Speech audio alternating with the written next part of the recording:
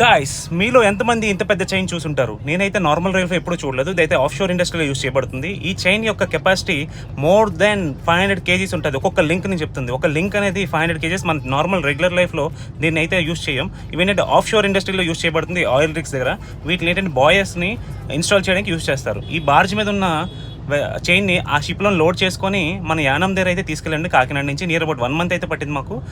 అది ఖాళీ చేసిన తర్వాత ఆ లింక్ని సీబెడ్లో కనెక్ట్ చేసి ఈ బాయ్ని అయితే దాన్ని కనెక్ట్ చేస్తాం. ఈ బాయ్ని ఇప్పుడు వాటర్లో డిప్లో చేయడానికి బ్యాక్ సైడ్ కనబడుతుంది ఎల్లో కలర్ క్రేన్ షిప్. అది ఆ షిప్ ఏంటంటే నియర్ అబౌట్ 6000 tons వరకు మనకి హోల్డింగ్ కెపాసిటీ ఉంది దానికి SWL.